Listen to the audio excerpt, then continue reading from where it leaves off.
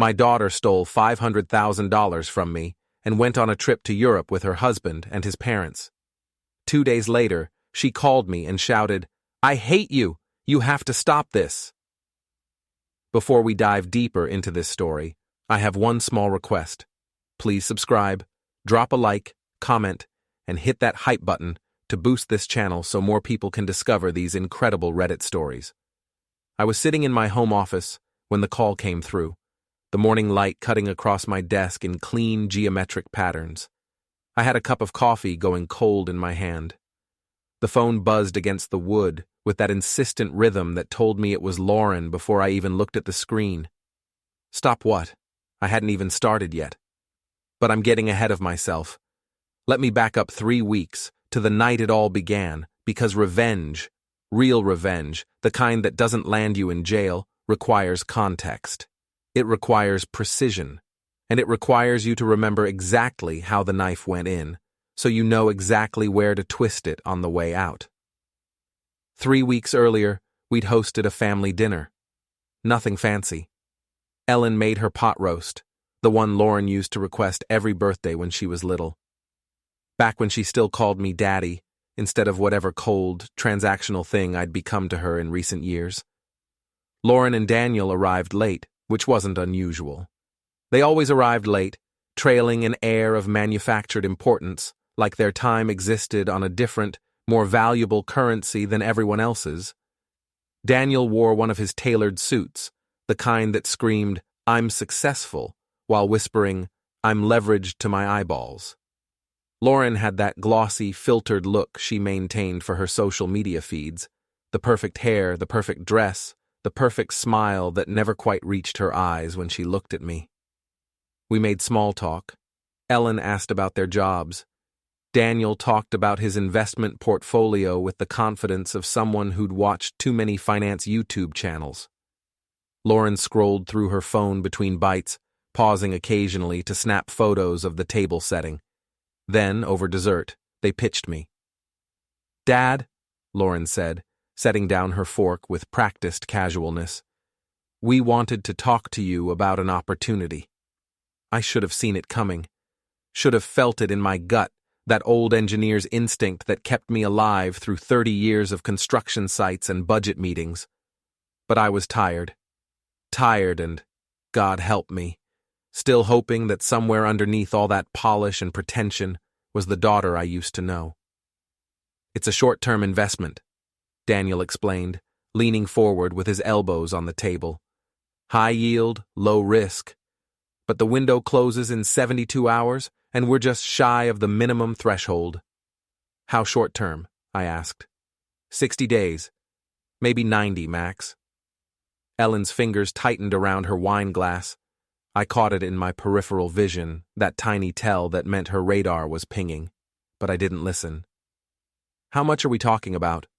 Lauren smiled. 500,000. I know it sounds like a lot, but Daniel's run the numbers. It's completely safe, and the return is 40%. 40% in 90 days. Even my retirement-dulled brain knew that was impossible without significant risk. But Daniel kept talking, throwing around terms like arbitrage and structured notes and private placement, and Lauren kept looking at me with those expectant eyes, and somewhere in my chest, that stupid, stubborn part of me that still wanted to be a good father made me say yes. Not yes to writing a check. I wasn't completely naive, but yes to something almost as dangerous. I agreed to add Daniel as a temporary authorized user on one of my older accounts, one that still had Lauren listed as a joint holder from years ago, back when I'd wanted her to have emergency access. It had been dormant for a while, most of the funds sitting there earning pathetic interest while I figured out what to do with them. "Just until the wire clears," Daniel said. "We'll move the funds in, execute the trade, and move them right back out. You won't even notice." Ellen tried to speak up during dessert, but Lauren cut her off with some story about a PR campaign she was managing. By the time they left, hugging us at the door with promises to make us proud, I'd already signed the authorization form Daniel had conveniently brought with him, printed on bank letterhead, looking official and harmless. Ellen waited until their car pulled away before she turned to me in the kitchen. "You know that was a mistake," she said quietly. "It's 60 days. It's $500,000 and a son-in-law who wears $1,000 watches on a financial advisor's salary. Lauren's our daughter." "Exactly," Ellen said, loading dishes into the washer with careful precision. Which is why she knew exactly how to ask. I told myself she was being paranoid, told myself Lauren wouldn't actually betray me like that, told myself right up until 4 days later, when I logged into my banking app and saw the balance, 0, not 500,000, not 400,000 while they processed the trade, 0. A single transaction line, dated 3 days prior, wire transfer, $500,000, account ending, 3/7/21. My hands shook as I scrolled down, looking for the reversal, the correction, the explanation. Nothing. Just that one line, clinical and final, draining 30 years of careful savings in a single electronic blink. I called the bank, waited on hold for 23 minutes, my jaw clenched so tight my teeth ached. "Mr. Grayson," the representative said, her voice professionally sympathetic, "I'm showing the transfer was authorized through proper channels. Both account holders approved the transaction." "Both account holders?" "You and Ms. Lauren Grayson Brooks. The wire was initiated through Mr. Brooks's temporary authorization, but Ms. Brooks provided secondary approval through the mobile app." So she'd known. She'd pressed the button herself. This wasn't Daniel going rogue. This was both of them, together, looking at that number and deciding I was worth exactly $500,000 of theft. "Can you tell me where the money went?" "I'm not able to disclose that information, sir. But if you believe there's been fraudulent activity—" "I'm not reporting fraud," I said carefully. "Not yet. I'm just asking how it was done." She walked me through the process, the technical details, the authorization chain. I took notes. Not because I was planning to file a police report. That would take months, maybe years, and I'd learned enough from my years managing construction disputes to know that the legal system moved like cement in January. No, I took notes because I was already planning something else. I hung up and opened my laptop, started searching, bank fraud procedures, wire transfer disputes, account authorization challenges, civil remedies. I built folders on my desktop, organized by category, each one filling with bookmarked pages and screenshots and carefully documented timelines. Ellen found me there 3 hours later, still at the kitchen table, surrounded by printouts and sticky notes. "How bad?" she asked. "Gone. All of it." She poured herself a glass of wine, then poured one for me, set it down next to my laptop and pulled out a chair. "What are you going to do?" I looked at her, really looked at her. 28 years of marriage, and she'd never once told me what to do. She'd advised, she'd warned, but she'd never commanded. That's not who Ellen was. She believed in letting people make their own choices, even if those choices led them straight into the fire. "I'm going to burn them," I said. "Legally?" "Legally, financially, socially. Every single way I can find that doesn't put me in jail." She sipped her wine, nodded once. "Then let's do it properly.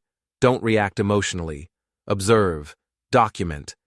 And for God's sake, Thomas, don't post anything on social media." As if she'd summoned it, my phone buzzed with a notification. Facebook. Lauren had tagged me in a photo. I opened it. There they were, beaming in front of the Coliseum. Lauren in designer sunglasses, Daniel with his arm around her, both of them radiating that particular kind of happiness that comes from spending someone else's money. The caption read, "Finally, living the dream we deserve. Blessed, Rome life. Living our best life." I stared at that hashtag, the dream we deserve. My money. My decades of 12-hour days and missed weekends and careful budgeting, and they deserved it. Ellen looked over my shoulder, said nothing for a long moment. Then, "Screenshot that, time-stamped. It's evidence of their state of mind." I did. Added it to my folders. Then I started making calls. The bank's fraud department opened at 8 a.m. I was on hold at 8:01. Mr. Grayson, the specialist said, I've reviewed your account history. The transaction appears to be legitimate. Both authorized parties. I understand. I cut in. I'm not disputing that the authorization was technically valid. I'm disputing that the authorization was obtained through accurate representation of intent. This was supposed to be a 60-day investment opportunity. Instead, the funds were withdrawn and used for personal travel expenses. Silence on the line. Then, do you have documentation of this agreement? Text messages, emails, dinner conversation? I can provide witness testimony from my wife. Sir, this sounds like a civil matter rather than a banking error. Then let's call it a transaction dispute review. I'm formally requesting that you investigate whether the funds were used as represented at the time authorization was granted. More silence. I could hear her typing. I can flag the transaction for review, she said carefully. During the review period, any accounts that receive the funds may be temporarily frozen. How long does a review take? 30 to 45 days typically. Perfect. Plenty of time. Please proceed with the review. I hung up and opened Lauren's Instagram. She'd posted 3 times since Rome, the Trevi Fountain, the Spanish Steps, a plate of pasta at some overpriced restaurant, captioned, "When you finally treat yourself right." I screenshotted everything. Timestamps, geolocation data, hashtags, each one another nail. Ellen came downstairs in her work clothes, ready for her day of HR consultations and corporate mediation. She glanced at my laptop. Bank? Flagged for review. Their accounts should freeze within 24 hours. They're in Munich next, she said, pouring coffee. I saw the itinerary on her story. 4-star hotel. Alps tour planned. Not anymore. She kissed my forehead on her way out. Remember, cold, not hot. You're not angry. You're disappointed. That's what you tell anyone who asks. I spent the rest of the morning building the architecture. I'd managed construction projects with budgets in the 8 figures. I understood critical paths. I understood dependencies. I understood that if you wanted to demolish something properly, you didn't just swing a wrecking ball at the nearest wall. You studied the structure, found the load-bearing elements, and you took them out one by one until the whole thing came down. Lauren and Daniel's life was a structure, and I was going to find every weak point. I made a list: financial, bank dispute, credit impact, asset liens, professional, reputation damage, client notifications, employer alerts, social, exposure within their circle, parent involvement, legal, civil claims, demand letters, court filings. Each category got its own folder. Each folder got its own timeline. I worked like I used to work before retirement, when I'd wake up at 5 a.m. to review blueprints and budget sheets, when I'd spend 14 hours a day making sure every rivet and beam met spec. This was just another project. Complicated, sure. Emotionally charged, absolutely. But still just a project. And I'd never missed a deadline in my life. Around noon, my phone rang. Daniel's father, Charles. I let it go to voicemail. Thomas, this is Charles Brooks. I'm calling because Daniel mentioned there might be some confusion about a business transaction. I'm sure we can clear this up like gentlemen. Give me a call when you have a moment. I saved the voicemail. Added it to the folder labeled Brooks Family. Charles Brooks. Early 60s, semi-retired from a career in pharmaceutical sales, now spending his time at the country club and on charity boards. His wife Martha was worse. Old money, or at least she pretended to be, constantly name-dropping connections and organizing fundraisers that were really just excuses to parade around in expensive dresses. They'd never liked Ellen and me. We weren't their caliber of people. I was a construction guy. Ellen was HR.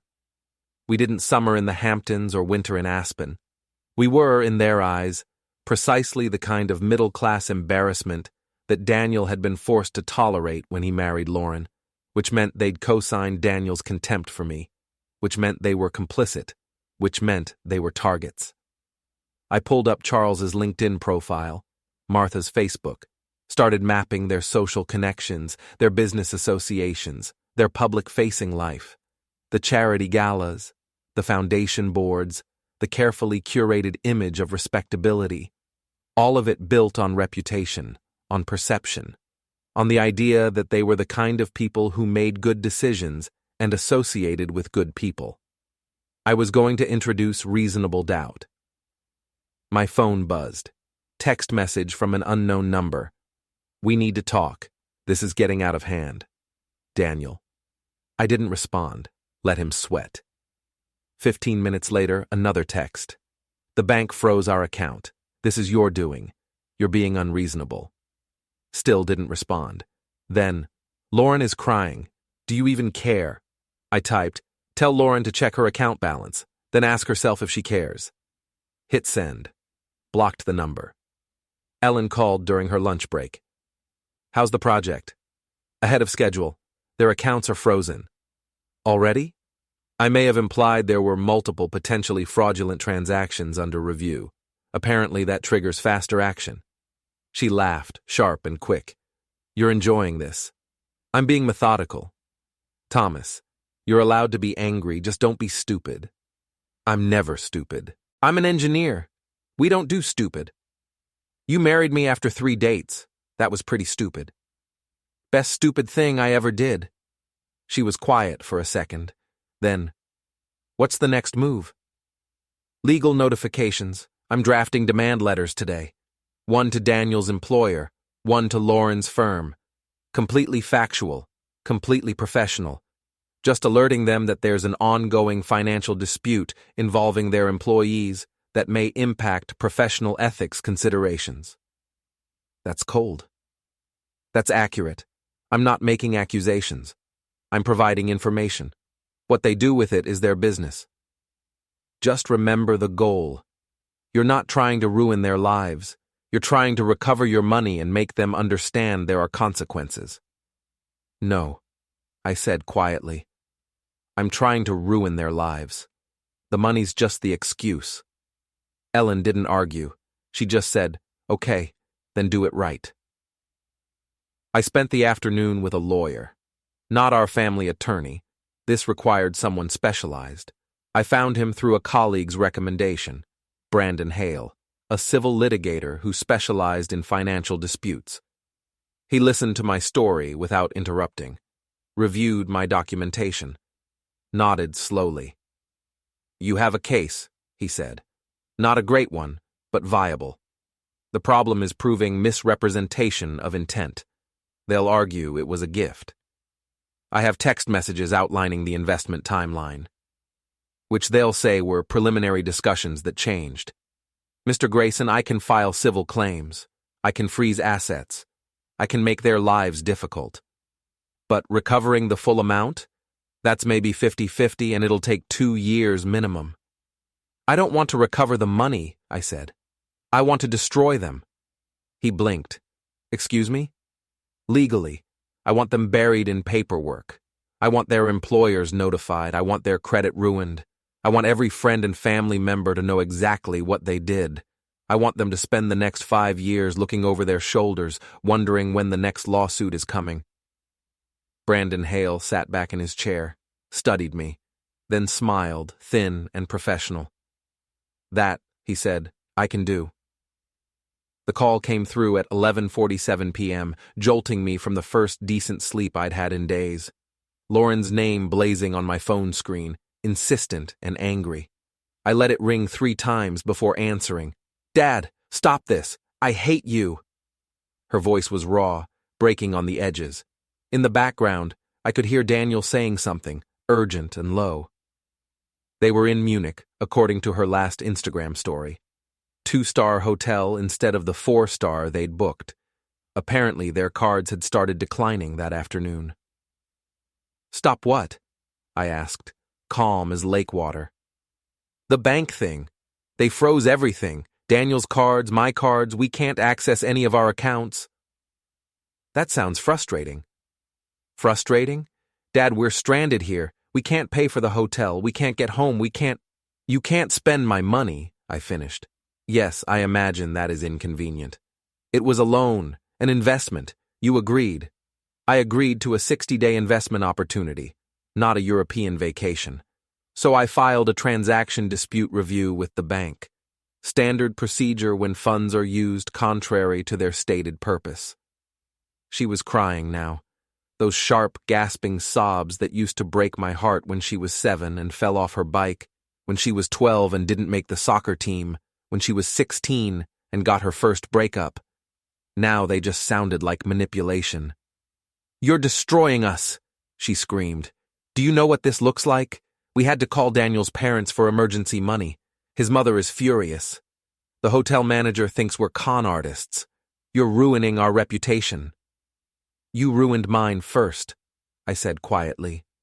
"You took $500,000 and posted about living the dream you deserve, while your mother and I figured out how to explain to the retirement advisor that our nest egg just flew to Rome.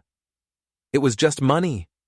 It was my money, earned over 30 years, saved through recessions and layoffs and your college tuition, and you took it without asking, lied about the purpose, and then rubbed my face in it on social media."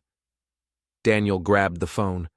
I heard the fumbling, then his voice, trying for authoritative and landing somewhere near desperate. "Thomas, be reasonable. This can all be resolved through proper channels. Call off the bank review and we'll discuss a payment plan." "Put it in writing." "What?" "A payment plan. Put it in writing, notarized, with a timeline and penalty clauses. Have it on my desk by the end of the week. We're in Munich. Then you'd better find a notary who speaks English." I hung up. Ellen rolled over in bed, eyes gleaming in the darkness. "You handled that well." "They called me unreasonable." "People always call you unreasonable when you stop letting them use you." She propped herself up on one elbow. "The demand letters go out tomorrow?" "Tuesday. I wanted to give them the weekend to panic." "And the credit hits?" "Already filed. The bank dispute automatically triggers credit reporting. Their scores should drop 15 to 20 points by Wednesday." She smiled, sharp and satisfied. "You know, I married you because you were kind, steady, reliable. Now I'm realizing I also married a difficult man." "You built the blueprint," I said. "I'm just following the specs." Monday morning I woke up energized for the first time since the theft. I'd spent years in retirement feeling vaguely aimless, passing the time with home projects and consulting work that never quite filled the void. Now I had purpose. Now I had a project with measurable outcomes and clear success criteria. I opened my laptop and reviewed the weekend's intelligence. Lauren had posted nothing on social media since Friday. Daniel's LinkedIn was silent. Charles Brooks had called twice more, leaving increasingly irritated voicemails about handling this like adults. I pulled up the demand letters Brandon Hale had drafted, 2 pages each, dense with legal language but ultimately simple in their message. "We know what you did. We have documentation. We're coming for you." One to Stanhope and Associates, Daniel's investment firm. Professional, factual, outlining the disputed transaction and requesting that the firm review whether their employees' actions constituted a conflict of interest with their fiduciary standards. One to Meridian Public Relations, Lauren's agency. Similar language, adjusted for her industry, noting the social media posts made with stolen funds, questioning whether such behavior aligned with their corporate ethics policy. "You really think their employers will care?" Ellen asked over breakfast. "I think employers care about liability and reputation. These letters don't accuse, they just inform, and they suggest that maybe, possibly, there could be professional implications worth investigating, which puts their bosses in a position where they have to at least pretend to take it seriously." "Exactly." I printed the letters on expensive paper, used overnight delivery, added tracking numbers to my spreadsheet. Then I opened a new document and started drafting the next phase, liens. My phone rang. Charles Brooks again. This time I answered. "Thomas, finally. Listen, I don't know what's gotten into you, but this has gone far enough. Daniel and Lauren made a mistake, yes, but family is family. We need to resolve this quietly before it becomes a real problem. It's already a real problem, Charles. They stole $500,000. It was a loan that went sideways. These things happen in business. This wasn't business. This was theft. You're being dramatic. Look, what if we offered a payment plan? $20,000 a month, full repayment in 2 years. I did the math instantly. $20,000 monthly was $240,000 annually. 2 years was $480, less than the original amount. No interest, no penalties. No, I said. Be reasonable. I am being reasonable. I'm giving them the opportunity to resolve this through legal channels. That's remarkably reasonable considering I could have filed criminal charges. Criminal? Thomas, you authorized the transfer. Under false pretenses. That's fraud, Charles. Look it up. I could hear him breathing hard on the other end. Then, quieter, dangerous. You're making enemies. Martha and I have connections in this town. You really want to go down this road? Are you threatening me? I'm advising you, as someone who understands how these things work. Then let me advise you, Charles. You're listed as a co-signer on 3 of Daniel's credit lines. When his credit tanks, and it's tanking right now, those creditors are going to come looking for their backup. Your connections won't help you when you're explaining to your country club friends why you're suddenly being sued for $30,000 in defaulted debt. Silence. You wouldn't. I already did. The bank dispute hit the credit bureaus Friday. It's a matter of public record now. Anyone who searches Daniel's financial history will see it, including lenders, including your lenders. More silence. Then the call dropped. Ellen looked up from her tablet. Was that necessary? He threatened us. He postured. There's a difference. Not to me. I closed my laptop. The Brooks family built their entire identity on appearing successful and connected. They're not actually wealthy. Charles's pension is modest, and Martha's old money is mostly old debt, but they perform wealth. And performance requires audience belief. So you're going to make people stop believing. I'm going to introduce questions, doubts, the kind that spread through social circles like mold. She set down her tablet, looked at me seriously. Are you sure you want to do this? Once you start attacking their social standing, there's no coming back from it. Lauren will never forgive you. Lauren already made that choice when she clicked transfer. Thomas. She stole from us, Ellen. Then she posted pictures bragging about it. Then she called me crying, not because she felt guilty, but because she got caught. When exactly do I get to stop being the forgiving father? Ellen nodded slowly. Okay. Then let's make sure we do this right. What's the next move? I pulled up a file labeled Brooks Charity Event. According to Martha's Facebook, they're hosting their annual winter gala in 3 weeks. Big fundraiser for some arts foundation. Black tie, silent auction, all their friends and business connections. Martha's been planning it for months. And I'm going to attend. They'll never let you in.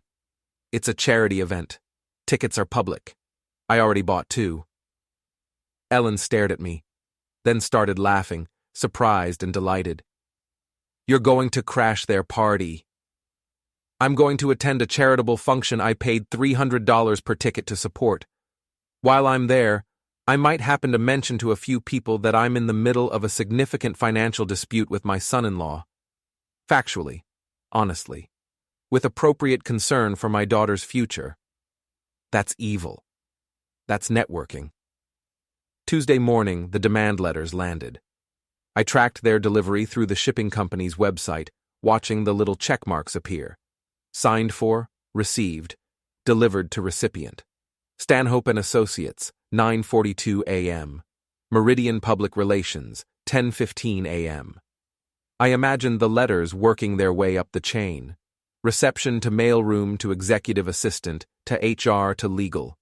Someone reading the careful language, the documented timeline, the polite but pointed questions about professional ethics. Someone making a decision about liability management. My phone rang at 11:30. Brandon Hale. "Your letter's landed," he said. "Lauren's employer already called. Their general counsel wants to know if you're planning litigation against the company." "Not unless they give me reason to." That's what I told them. They're opening an internal review. Lauren's been put on administrative leave pending investigation. "How long?" 2 weeks minimum. Maybe longer if they find anything questionable in her client accounts. "Will they find anything questionable?" "That's not really our concern. But between you and me, anyone who'll steal from family will steal from clients. It's just a matter of looking hard enough." I thanked him and hung up, opened my spreadsheet and updated Lauren's status. Professional impact initiated. Daniel's call came at 2:15 p.m. I almost didn't answer, but curiosity won out. "You despicable man." His voice was shaking. "They suspended me. My managing partner called me into his office and suspended me pending a review of my professional judgment and ethical standards. Do you know what that means? That means I'm done. That means every client I've ever worked with is going to hear about this. That means you're experiencing consequences," I said calmly. "Welcome to reality. This is your fault." "No, Daniel, this is your fault. I'm just making sure everyone knows about it." "I'll sue you for defamation." "With what lawyer? Your credit's frozen and your income just stopped. But please, try. I'd love to see you explain to a judge why informing your employer about a documented financial dispute constitutes defamation." He sputtered, searching for words, landing on incoherent rage. I hung up while he was mid-sentence. Ellen came home early, energized and focused. She'd spent the day making her own moves, using her HR network to plant strategic questions. Nothing direct, just casual conversations with people who knew the Brooks family. "I talked to Linda Mercer," she said, pouring wine. "She's on the planning committee for the winter gala. I mentioned we'd bought tickets, and she seemed surprised. I acted surprised that she was surprised. Said we've always supported the arts, haven't we? Made it seem like maybe the Brooks family was trying to exclude us for some reason. Planting doubt. Planting curiosity. Same thing. Linda asked if everything was okay with Lauren. I said we hoped so, but that there had been some complications lately. Didn't specify what kind. Let her imagination fill in the blanks. And she'll tell everyone on the committee. She'll tell everyone in her yoga class, her book club, and her church group.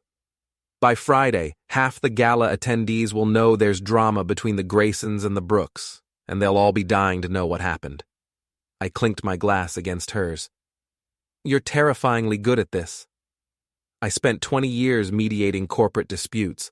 I know how information spreads." She sat down at the table across from me. "I also called in a favor with someone at the county recorder's office. The liens you filed. They're public record now. Anyone searching Daniel's or Lauren's names will find them." "How public?" "Google Public. Try it." I pulled out my laptop and typed Daniel Brooks plus our city name. Third result down, a property record website showing recent filings. There it was, clean and official. Lien filed by Thomas Grayson versus Daniel Brooks and Lauren Grayson Brooks. Amount, $500,000. Status, active. "It's beautiful," I said. "It's nuclear," Ellen corrected. "From this point forward, they can't buy a house, lease a decent apartment, or get a car loan without someone seeing that lien. It'll follow them for years." "Good." She studied me across the table. "You're different lately, lighter. I have a purpose. You have revenge." "Same thing." I closed the laptop. "They took something from me. I'm taking something back. That's not revenge. That's equilibrium." "Thomas, I love you, but that's absolutely revenge." "Fine. Then I'm enjoying revenge. Is that a problem?" She smiled, slow and genuine. "Not even a little bit. I just want to make sure you know what you're doing." "I know exactly what I'm doing. I'm dismantling two people who thought they were clever enough to steal from me and get away with it. I'm using every legal, social, and financial tool available to make sure they understand that actions have consequences. And I'm doing it systematically, methodically, and completely within the bounds of the law. And when it's over? Then they'll be broke, professionally ruined, and socially exiled. And I'll be done. Will you, though? Or will this become the thing that defines the rest of your retirement? I thought about that. About whether revenge could become its own trap, a project that never quite finished, always needing one more move, one more strike. Then I thought about Lauren's voice on the phone. I hate you. And Daniel's smug face across the dinner table. It's completely safe.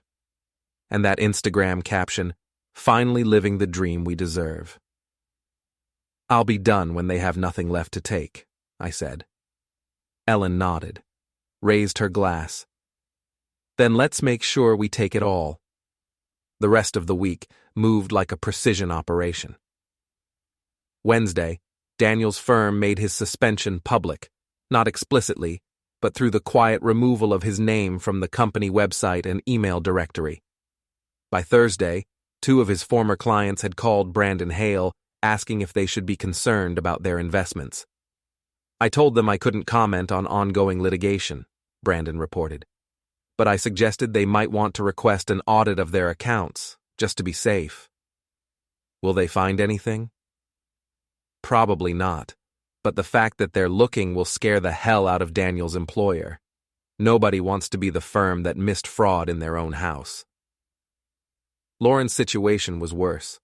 Meridian PR had discovered that she'd used company resources, their photographer, their social media scheduler, their sponsored hotel partnerships, for her personal trip. Nothing illegal, but deeply unethical. The kind of thing that looks terrible in an HR investigation. They're talking about firing her, Brandon said. Not just suspension, termination for cause. What's stopping them? Your lawsuit. If they fire her while you're suing her, it looks like they're piling on. Could create sympathy. They'd rather wait until your case settles than quietly let her go a few months later. I don't need them to fire her. I just need them to investigate her. The damage is in the investigation. Then mission accomplished. Friday afternoon, I was in the garage organizing tools when my phone rang. Unknown number. I answered. Mr. Grayson? A woman's voice, professional and cautious. This is Jessica Vance from Channel 7 News.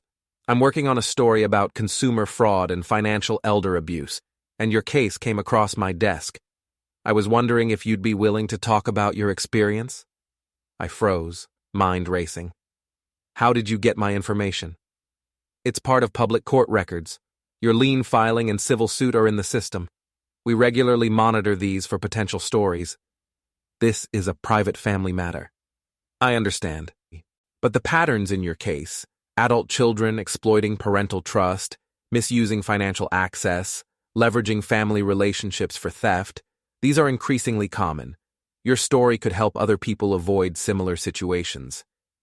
I appreciate that, but I'm not interested in being on the news. Would you consider an anonymous interview? We could change names, blur faces, focus on the broader issue. No.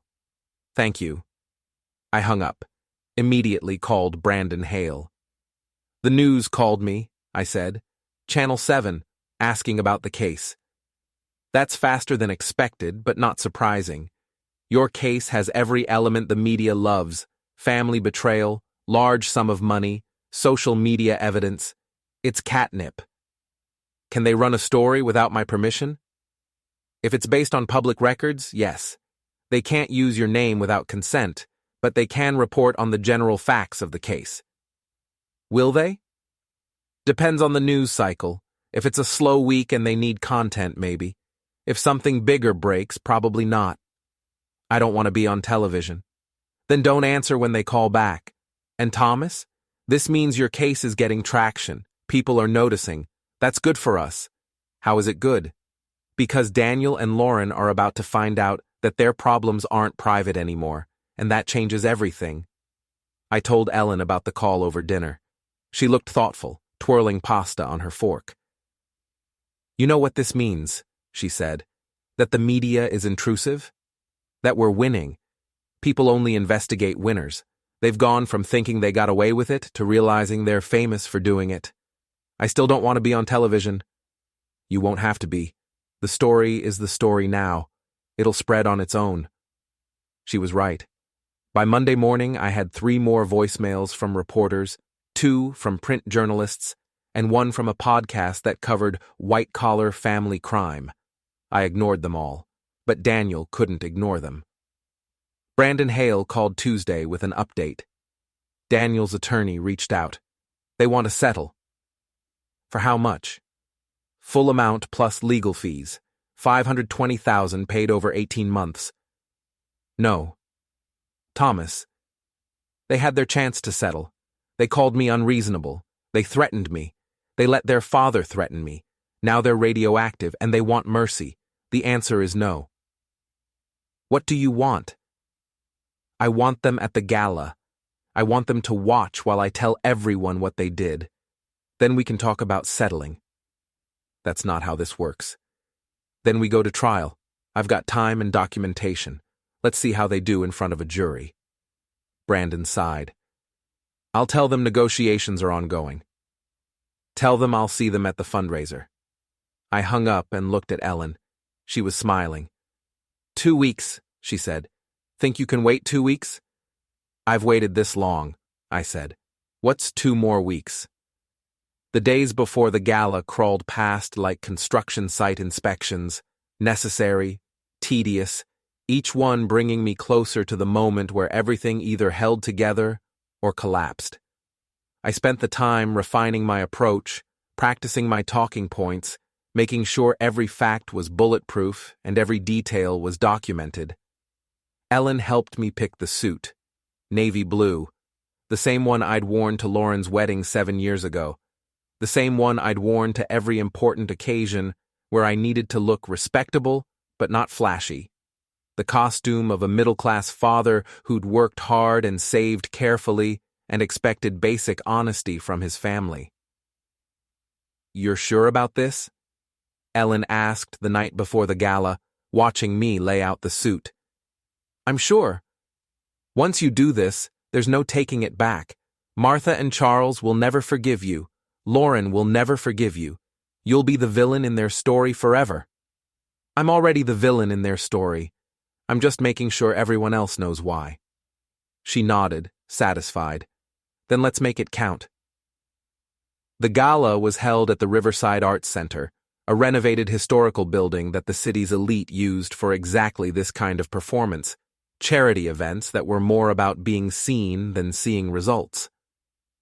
The parking lot was full of luxury cars when we arrived, and the entrance was lit with strategic spotlights that made everyone look like they were walking a red carpet.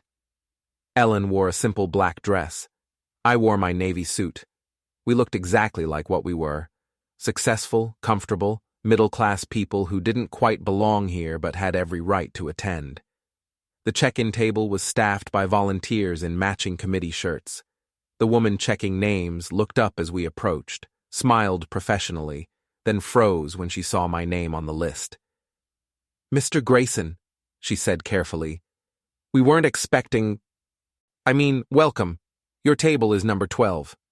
Table 12 was in the back corner, as far from the main stage and the Brooks family table as geometrically possible. Perfect.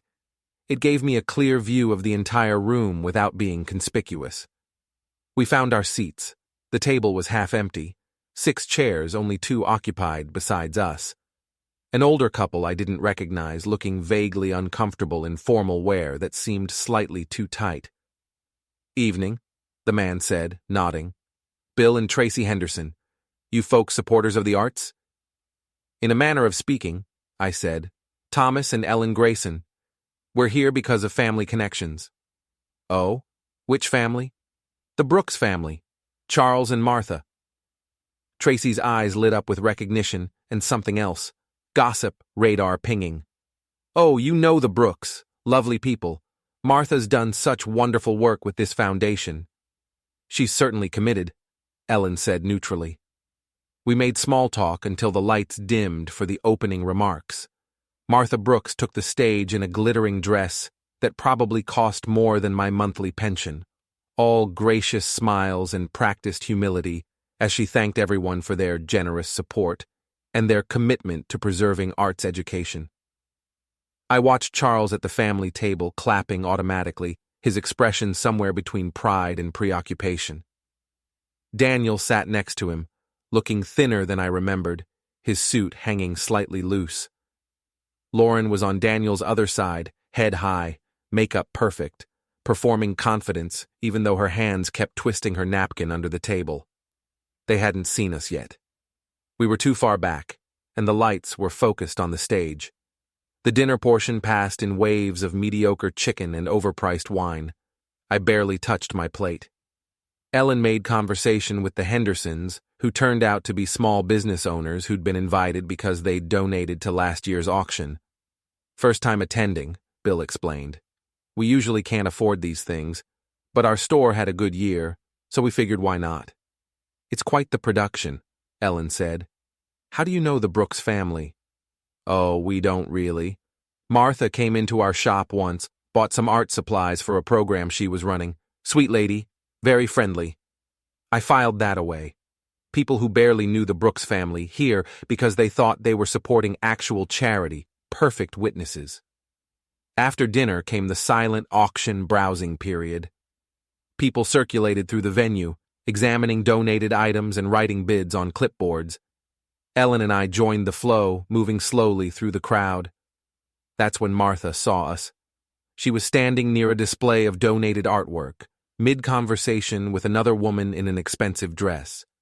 Her eyes landed on me, widened, then immediately went flat and cold.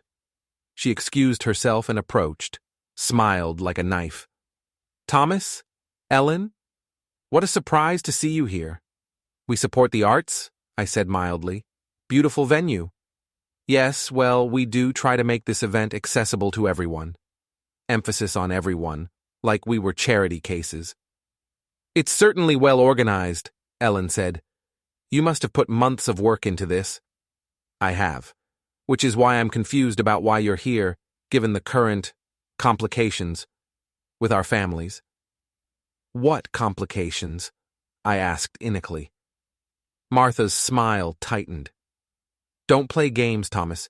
You know exactly what I'm talking about. Oh, you mean the financial dispute? Yes, that's unfortunate. But it's a legal matter between individuals. No reason it should interfere with supporting arts education.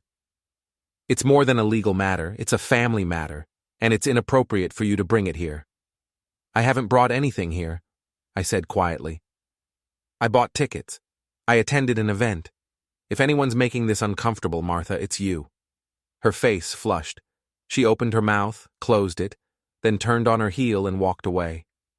Bill Henderson had drifted close enough to overhear. His eyebrows were raised. Family matter? He asked. My son-in-law borrowed money under false pretenses, I said, loud enough for several nearby people to hear. We're working through it legally. Nothing that should concern anyone here. Oh, Bill said. And then, because people can never leave well enough alone. Is that why those reporters were calling around? I heard something about an investigation. There's no investigation, I said.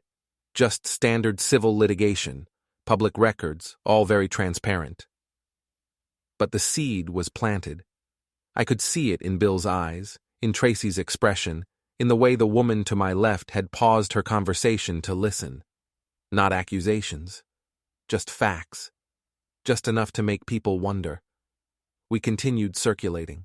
I made sure to talk to at least a dozen people, always friendly, always factual, always just concerned enough to seem genuine.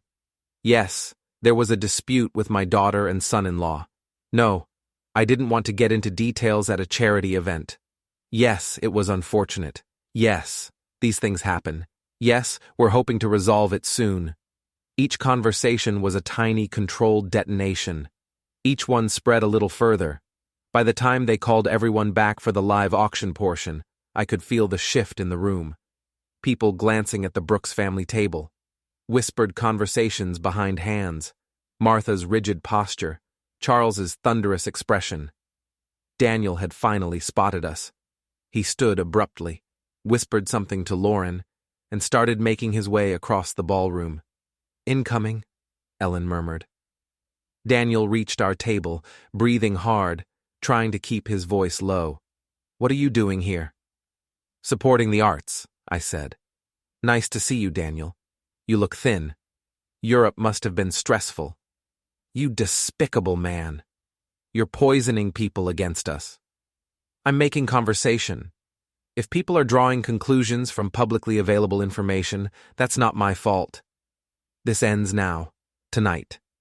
You withdraw the lawsuit, you drop the bank dispute, you stop talking to reporters, or I swear—" "You swear what?"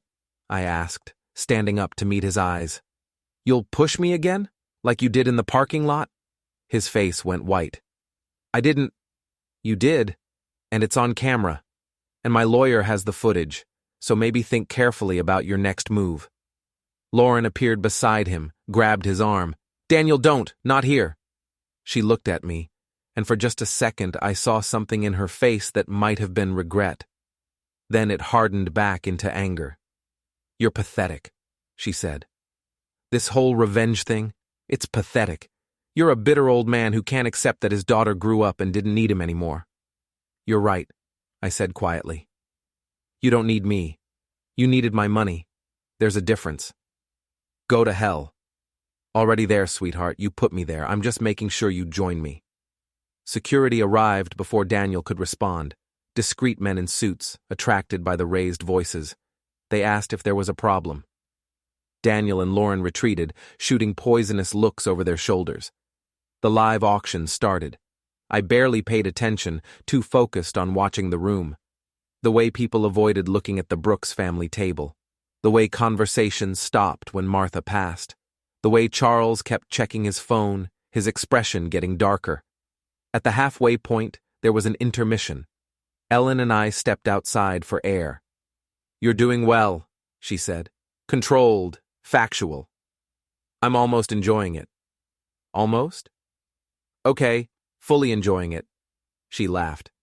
"The climax is coming. You ready?" "Born ready." We went back inside. The auction wrapped up with a call for final bids. Then Martha took the stage again for closing remarks, thanking everyone for their overwhelming generosity and inviting them to the after-party in the adjacent gallery space. That's when I saw it.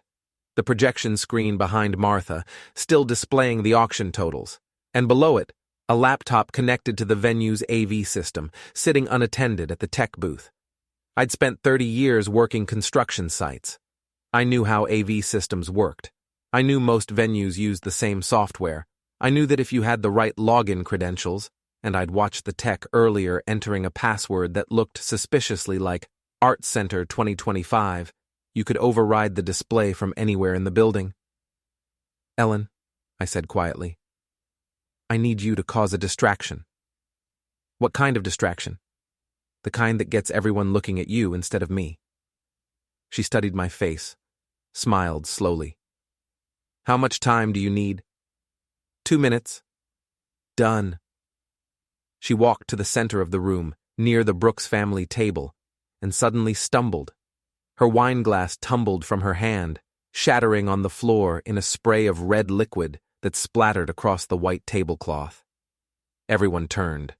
Martha rushed over, torn between concern and annoyance. People crowded around, offering napkins. Ellen apologized profusely, making a scene, drawing every eye in the venue. I moved. The tech booth was empty. I slid into the chair, fingers already moving across the keyboard. The laptop was unlocked, presentation software still open. I connected my phone, dragged files over, created a new slideshow. Slide 1. Financial transaction timeline, Grayson versus Brooks. Slide 2. The text messages proposing the investment. Slide 3. Bank statement showing the $500,000 wire. Slide 4. Lauren's Instagram posts from Europe with timestamps. Slide 5. The formal dispute filing. Slide 6. The lien documentation. Nothing inflammatory, just facts in chronological order. I queued it up, set it to display after Martha's closing remarks. Then I walked back to my table. "Done?" Ellen whispered. "Done." Martha wrapped up her speech. The audience applauded. The lights came up slightly, and then the screen changed. Financial transaction timeline, Grayson versus Brooks. Martha turned, saw it, froze. The slides advanced automatically, 5 seconds per frame. The text messages appeared. Lauren's words, short-term investment opportunity. Then the bank statement, $500,000 gone. People pulled out their phones. Martha gestured frantically toward the tech booth. The Instagram posts filled the screen, Lauren and Daniel in Rome. Finally, living the dream we deserve. Someone laughed.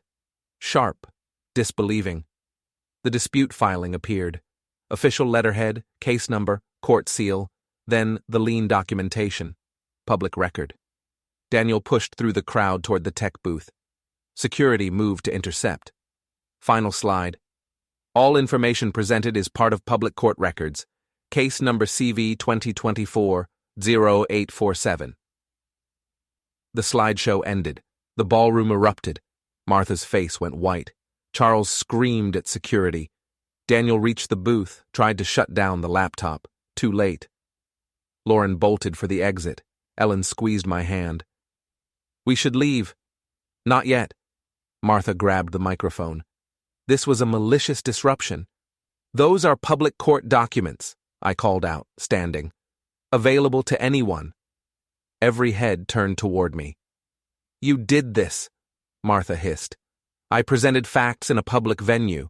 If you find them embarrassing, perhaps you should have raised your son better.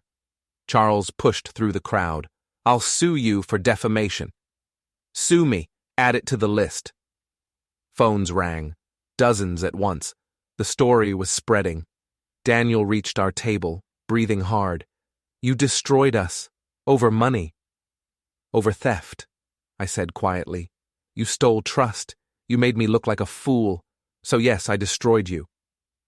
I'll make you regret this. You won't get away with it. No, you won't. You're a coward. He lunged. Security tackled him, drove him to the ground.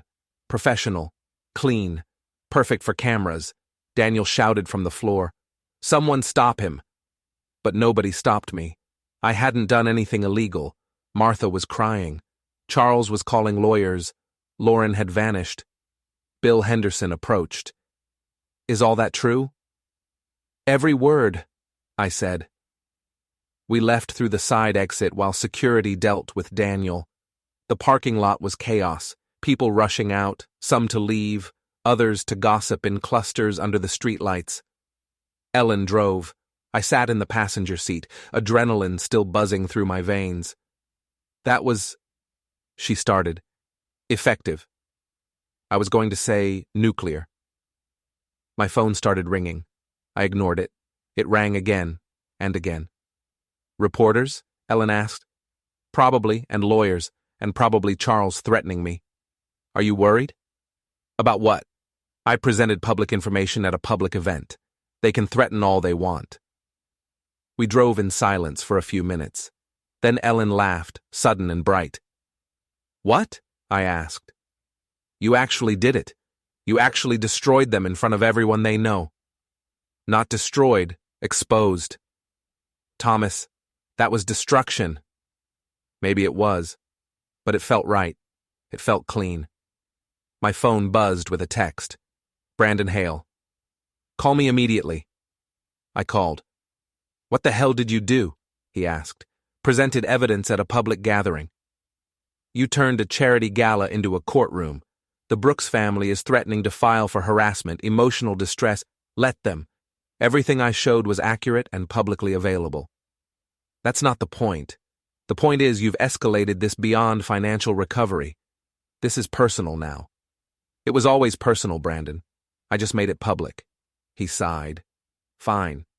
But you need to know, Daniel's employer fired him an hour ago.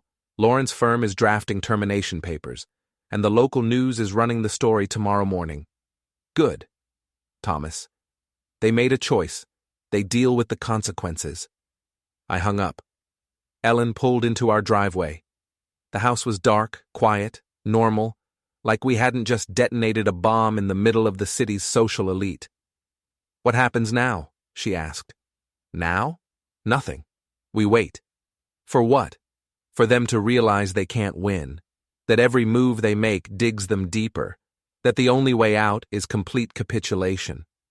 And if they don't realize it, then we keep going. I've got plenty of ammunition left. We went inside. I poured whiskey. Ellen made tea. We sat in the living room, letting the silence settle. My phone buzzed again, a number I didn't recognize. I answered. Dad.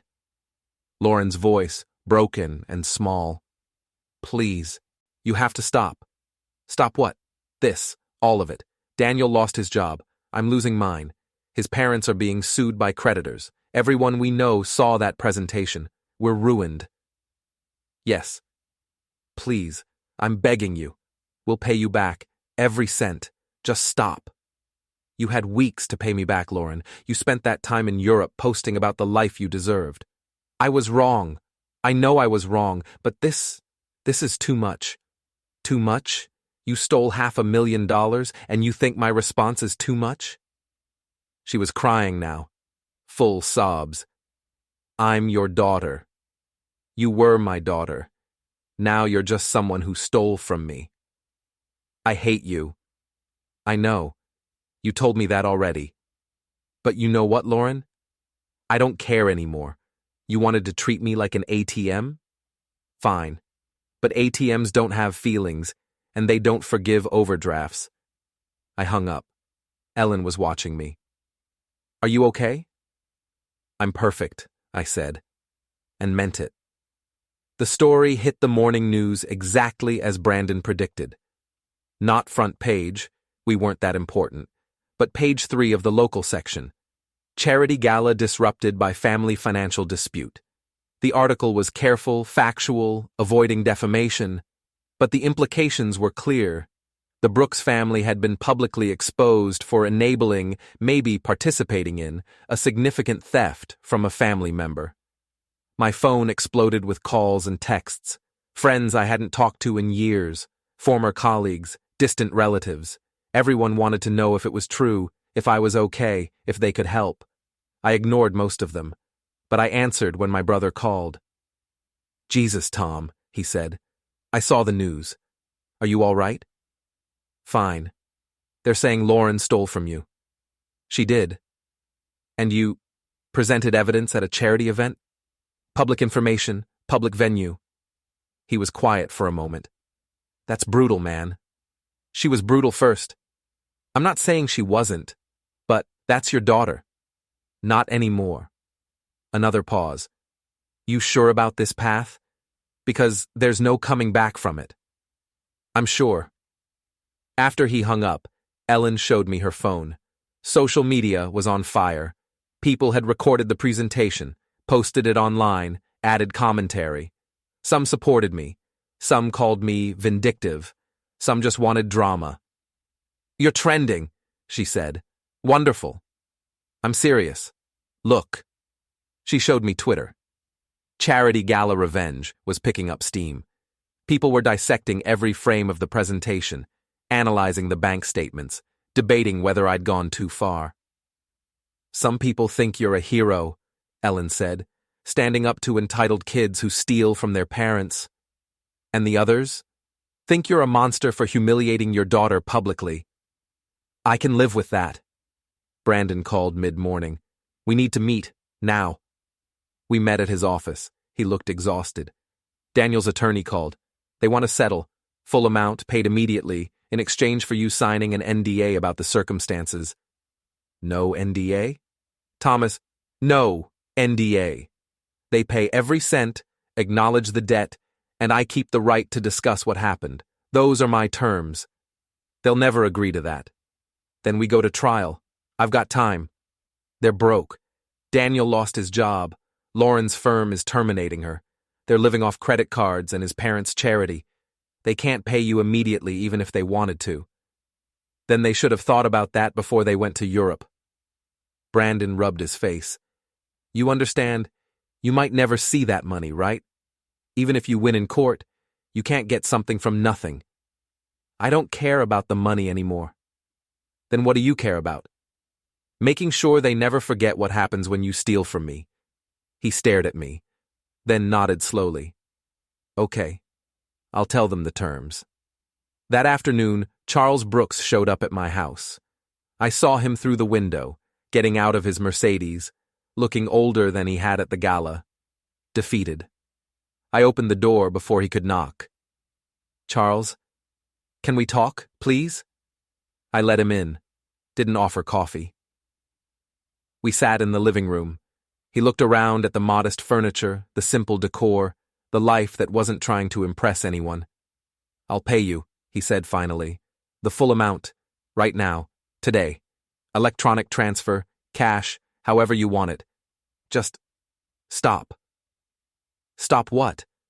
The lawsuits, the exposure, the destruction. You've made your point. Have I? Daniel's career is over. Lauren's career is over. Martha and I are being dropped from every social circle we've been part of for 30 years. You won. Now take the money and let it end. You'll pay the full $500,000? Yes. Plus legal fees? Yes. And they'll sign documents acknowledging the debt and the theft? He hesitated. Acknowledging the debt, yes. The word theft is non-negotiable. It was theft. That's what the documents will say. Thomas, those are my terms, Charles. Your son and my daughter stole from me. They bragged about it on social media. They called me unreasonable when I objected. They threatened me. So yes, the word theft will appear on every document, and those documents will be part of the public court record, forever. He stood up. You're a cruel, vindictive man. I'm a father who got robbed by his daughter. There's a difference. Is there? Because from where I'm sitting, you look like someone who cares more about revenge than family. Family cared more about money than me first. He left without another word. Ellen came out from the kitchen where she'd been listening. You're really not taking his offer? Not on those terms. He offered you everything. Except accountability. He wants to pretend this was a business dispute that got messy. I want them to admit what it really was. And if they never admit it? Then I keep going until there's nothing left to take. She looked at me for a long moment. I don't recognize you sometimes. Good. The old me got stolen from. 3 days later, the settlement papers arrived. Charles had caved completely. Full payment, $500,000 plus $47,000 in legal fees. Acknowledgement of debt obtained through unauthorized appropriation of funds. Public court filing with no sealing or confidentiality clauses. Payment terms. Immediate electronic transfer upon execution. I read through the documents twice, looking for loopholes. Found none. Brandon had done his job well. It's everything you asked for, Ellen said. You won. Not yet. Thomas, there's one more thing I need to do. The Brooks family's winter gala had been the social event where they performed their status. But there was one more venue where they'd built their reputation. The Riverside Country Club, where Charles served on the board and Martha chaired the membership committee. I'd never been a member, never wanted to be. But I knew people who were, and I knew the club was having their annual board election in 2 weeks. I made some calls, called in some favors, talked to people who'd seen the gala presentation and were already questioning whether the Brooks family was the kind of upstanding presence the club wanted to project. By the time the board meeting happened, 3 other members had submitted formal questions about Charles's ethics and judgment. Nothing accusatory, just concerned inquiries about whether recent events might reflect poorly on the club. Charles withdrew his candidacy 2 days before the election. Martha resigned from the membership committee the same day. I heard about it through the local gossip chain. Ellen told me she'd run into one of Martha's former friends at the grocery store who'd mentioned that the Brooks family was taking a step back from public life. They're selling their house, Ellen reported. Downsizing. Charles is looking for part-time work. Good. You really took everything from them. They took everything from me first. I just returned the favor. Do you feel better? I thought about that. Did I feel better? Was this what closure felt like? Yeah, I said. I do. The settlement money hit my account on a Tuesday morning. I watched the balance update, that number clicking back to where it should have been all along. Ellen stood behind me, hands on my shoulders. It's over, she said. Almost. What else is there? I need to see them sign, need to watch them acknowledge what they did. The formal settlement signing was scheduled for Thursday at Brandon's office. Lauren and Daniel were required to appear in person, sign the documents, and accept service of the court filing. I arrived early, took a seat in the conference room. Ellen sat next to me, quiet and steady. Brandon came in with the documents. They're in the lobby. You ready? Yes. Last chance to be merciful. I was merciful. I didn't press criminal charges. He nodded and left to get them. Lauren came in first. She'd lost weight. Her hair wasn't as perfect. The polish was gone, replaced by something raw and tired. Daniel followed. He looked worse, hollowed out, like someone had scooped out everything that made him cocky and left only the shell. Charles and Martha came last, there as witnesses and guarantors of payment. Nobody made eye contact. Brandon laid out the documents, explained each section, the payment terms, the acknowledgement of debt, the public filing. If everyone's in agreement, he said, we'll sign and execute. Daniel's hand shook as he picked up the pen. He looked at me across the table. I hope you're happy, he said. I'm satisfied, I replied. There's a difference. He signed. Then Lauren. Then Charles as payment guarantor. Brandon notarized everything, prepared the court filing. It was done. Lauren stood to leave, stopped at the door. Dad, she said, not looking at me. I really am sorry. No, you're not, I said. You're sorry you got caught. There's a difference. She left without responding. The room cleared. Ellen and I sat alone with Brandon. Congratulations, he said. You won. Yes, I said. I did. We walked out into the parking lot.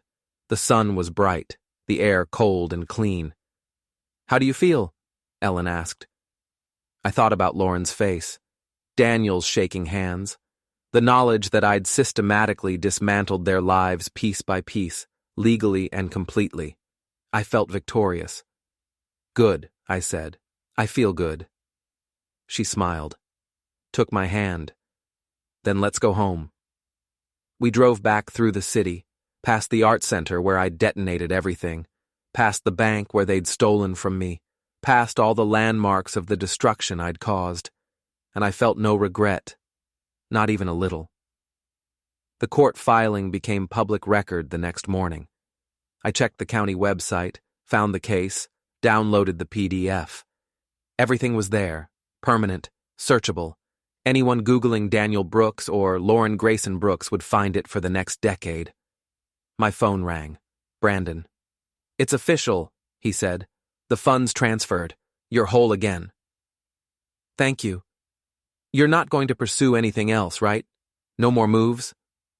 I'm done. Good, because there's nothing left to take anyway. He was right. Daniel had lost his job, his reputation, his professional network. Lauren was unemployed with a public record of financial misconduct. Charles and Martha had been ejected from their social circles, forced to sell their house, reduced to the middle-class existence they'd spent years pretending was beneath them. I'd won completely. Ellen found me in the office that afternoon, looking at the settlement documents one more time. You keep reading those, she said.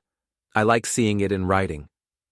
The acknowledgement of theft, the accountability, that's what I wanted all along, for them to admit what they did. And now they have. Now they have. She sat on the edge of my desk. What happens now? Now? Nothing. It's over. Is it? Or are you going to spend the next year monitoring their lives, making sure they're still suffering? I closed the document. No, I'm done. They're done. It's finished. You're sure? I'm sure. That night we had dinner like normal people. No plotting, no strategizing, just food and conversation and the comfortable silence of two people who'd been through war together and come out the other side. My phone buzzed during dessert. Unknown number. I almost didn't answer, but curiosity won. Mr. Grayson? A woman's voice. This is Rebecca Price from the Herald. I'm writing a follow-up piece on the Brooks family case. Do you have any comments? The court documents speak for themselves. Do you have any regrets about how you handled the situation? I thought about that, about the gala presentation, about the systematic destruction of their lives, about Lauren's voice saying, "I hate you," and me not caring. None, I said. They stole from me. I held them accountable. That's how the world should work. Some people say you went too far. Some people would let their kids rob them blind and call it love. I'm not some people. One final question. Would you recommend this approach to other parents dealing with similar situations? Absolutely. Document everything. Use the legal system. Don't get emotional, get thorough. And never, ever, let people think they can betray you without consequences. I hung up. Ellen was smiling. You really have no regrets. Why would I? They got what they deserved. I got what was mine. Justice was served. That's a cold way to look at it. That's the engineering way to look at it. Input, output, results. And the result is your daughter will probably never speak to you again. She stopped being my daughter when she pressed that transfer button. Ellen shook her head, still smiling. You really are a cruel man. A victorious one, I replied. Yes, she agreed. You are. The Herald article ran 2 days later. Fair, balanced, factual. It presented both sides, my documentation and systematic approach versus the Brooks family's claim that I'd gone too far. The comments section was split. Half the readers said I was a hero for standing up to entitled children. Half said I was vindictive and cruel. I didn't care what either half thought. Because I had won, my money was back, my enemies were destroyed, my point was made, I'd taken everything from them, legally and completely, and I'd sleep perfectly well knowing it.